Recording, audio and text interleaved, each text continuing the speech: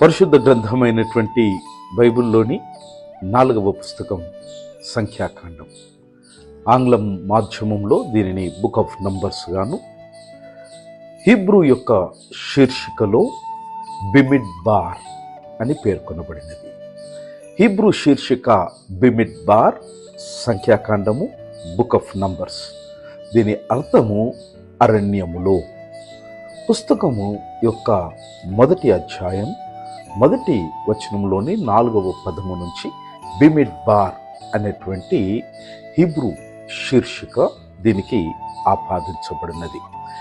ఇట్టి గ్రంథము ఇశ్రాయేలు ప్రజల యొక్క పోరాటమును, అరణ్యంలో వారు చేసినటువంటి జీవన విధానాన్ని ప్రతిబింబింపచేస్తుంది.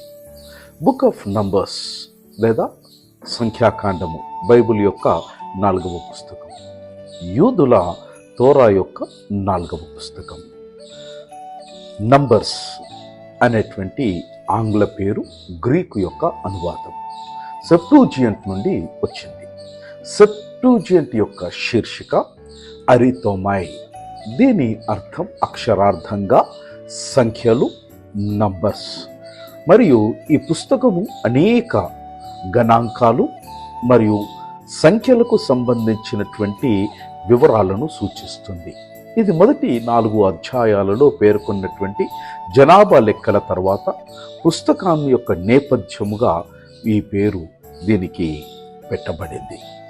గ్రీకు పేరు టాల్ముడ్లోని మునుపటి హీబ్రూ పేరునకు అనుగుణంగా ఉంది.